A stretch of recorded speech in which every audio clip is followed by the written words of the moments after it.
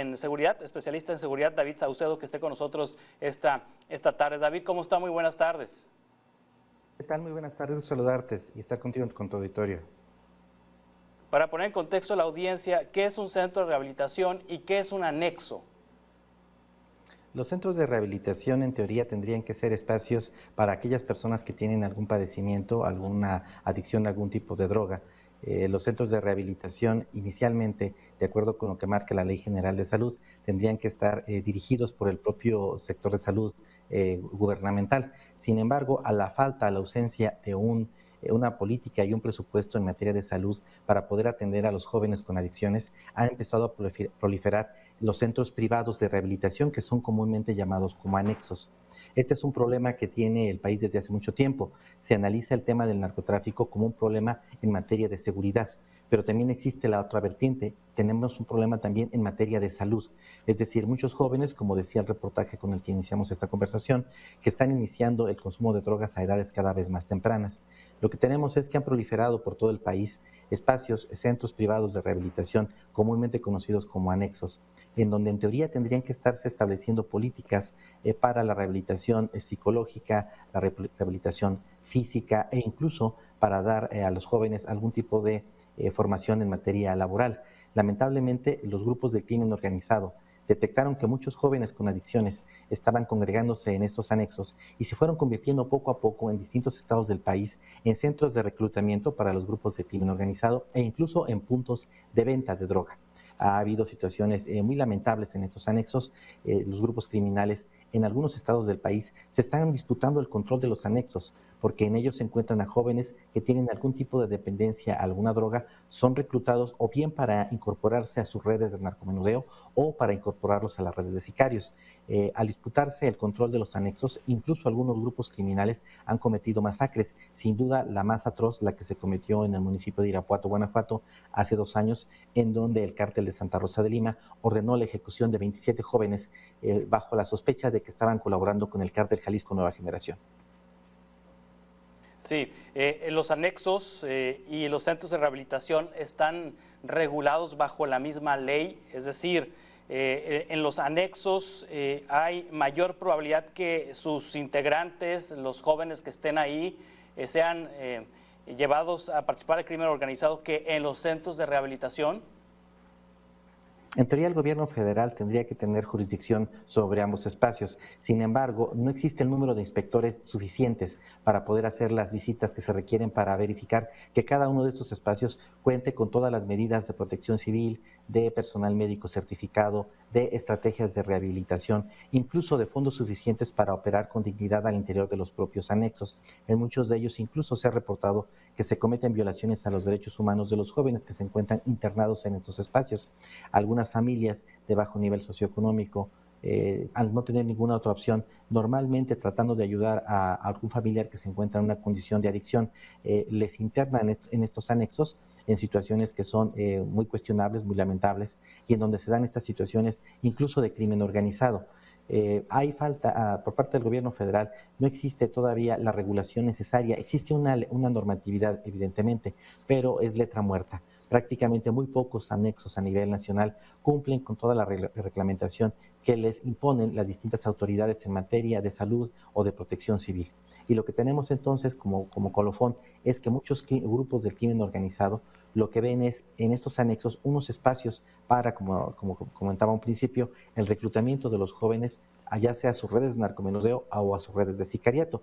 Incluso en algunos casos extremos, estos anexos se convierten en puntos de venta y de almacenaje de drogas, muchas de ellas drogas sintéticas. Sí, es lo que me parece un contrasentido. Son anexos para rehabilitar a personas adictas y resulta que el crimen organizado provoca que estos centros sean establecimientos donde se distribuye y se vende la droga. El crimen organizado recluta a estos jóvenes ya rehabilitados o no les interesa si están rehabilitados o no, simplemente los enfila con ellos.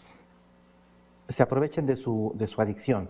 Muchos de estos jóvenes, al momento de ingresar a los anexos, tienen alguna dependencia, alguna droga, una droga blanda, una droga dura, y los cárteles, en lugar de pagarles un salario los tienen como mano de obra esclava, en ocasiones únicamente pagándoles con 1 o 2 comidas, un alejamiento y droga para que ellos puedan seguir y mantener su adicción, a condición de que también se conviertan en vendedores. Hay un tamizaje. Al momento de que los grupos criminales se apoderan de un anexo, revisan la condición de los jóvenes y analizan cuáles de ellos pueden incorporarse a una red de narcomenudeo, y aquellos que tengan una mejor complexión física son llevados a los centros de formación de sicarios para que se incorporen a los ejércitos del narco. Algunos jóvenes que no pueden desempeñar ninguna de las dos funciones por su situación de debilidad física o psicológica, en ocasiones son asesinados. Esto es muy lamentable porque se convierte en la cueva del lobo. Es decir, muchas familias llevan a los jóvenes para buscar una salida a una adicción, y en realidad los están llevando para que sean enganchados por los grupos del crimen organizado. Sí, ¿cómo puede identificar una familia que está llevando a su hijo a un centro de rehabilitación o a un anexo que está al servicio del crimen organizado? ¿Cómo puede identificar si es un centro de rehabilitación o es un anexo que tiene un método de rehabilitación y está funcionando conforme a los objetivos del mismo, que es rehabilitar a una persona adicta? Pero ¿cómo se puede identificar uno de otro, un anexo de otro anexo? Tendrían que exhibir en sus instalaciones las licencias de funcionamiento, los permisos en materia de protección civil, incluso mostrar las cédulas profesionales de los médicos o psicólogos que están prestando servicios en estos espacios. Tendría que exhibirlos, estar a ojos del público, pero me pesa mucho decir lo siguiente: incluso algunos centros que contaban con los permisos y el personal aparentemente capacitado, con el tiempo se fueron transformando en espacios. Yo coincido con tu apreciación. Me parece que tendría que haber un registro nacional que se pueda consultar en línea para que aquellas personas que tienen algún familiar que desea ser rehabilitado puedan consultar, puedan ir con toda confianza a espacios certificados. Actualmente la normatividad nacional sí tiene una certificación en este sentido, pero te insisto, es letra muerta. Entonces lo que nos está haciendo falta es que el gobierno federal se tome en serio una estrategia de rehabilitación. Está muy bien el combate al tráfico de drogas, a las redes de narcomenudeo. Todo esto me parece, la estrategia punitiva evidentemente se tiene que instrumentar, pero la estrategia de rehabilitación de personas con adicciones es algo que ha quedado olvidado. El presupuesto que tenemos en la materia es muy reducido, casi todo está orientado a la estrategia de persecución de los narcotraficantes y las redes de narcomenudeo, pero el presupuesto que tenemos en materia de salud para la rehabilitación es muy reducido. En algún momento tenemos que avanzar en este frente, porque muchos de estos adictos evidentemente nutren el mercado del narcomenudeo. Teniendo una población que consume droga de la proporción que tenemos, ya se está generando un mercado que hace muy rentable la distribución de drogas en México y no el trasiego a los Estados Unidos. Entonces, ¿qué tenemos que hacer? Invertir evidentemente en rehabilitación. No se está haciendo. Me parece que sí se requiere un registro nacional en donde se pueda consultar con toda confianza cuáles son los centros de rehabilitación certificados y que realmente están brindando un servicio.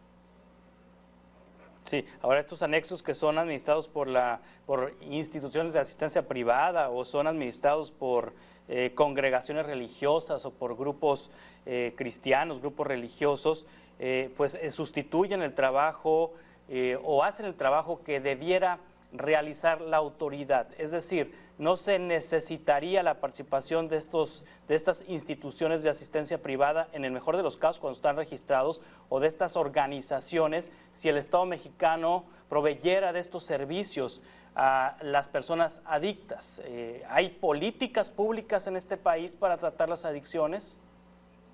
Definitivamente se requiere la participación de las organizaciones no gubernamentales. Sin embargo, en el actual gobierno federal, todo lo que suene a ONG, organizaciones de la sociedad civil, no recibe fondos, no recibe recursos. Los que existen, en efecto, hay algunos que realizan una labor muy importante, en efecto. La mayoría tienen algún tipo de contacto con personas que vivieron alguna adicción y que después de haber superado esta adicción se decidieron a crear un espacio para dar salud a jóvenes que también se encuentran con un problema de adicciones. Pero ahorita el financiamiento federal se ha reducido. Algunos en el país sí están otorgando recursos para que realicen estas labores de rehabilitación. Son pocos gobiernos estatales los que realizan esta labor, la mayoría son fondos públicos. En ocasiones también hay algunos anexos que funcionan como negocio, es decir, centros de salud en efecto, pero que están cobrando alguna cuota a los familiares de los internos. Es válido a condición de que sí se esté brindando el servicio de rehabilitación. Entonces, de manera sumaria, te diría que tenemos 3 tipos de anexos. Aquellos que son controlados por el crimen organizado, aquellos que sí realizan una labor de rehabilitación, pero que en realidad lo que hacen es la prestación del servicio a cambio de una contraprestación económica, y aquellos anexos, centros de rehabilitación que son gratuitos y que son manejados por personas de buen corazón, organizaciones no gubernamentales, instituciones religiosas, que lo que buscan es dar un futuro a jóvenes que de otro modo estarían en las calles delinquiendo. David Saucedo, especialista en seguridad, muchas gracias por tomar esta entrevista. Estamos en contacto, si le parece, para futuras conversaciones. Con todo gusto, Juan Carlos, un abrazo. Gracias. Continuamos con más.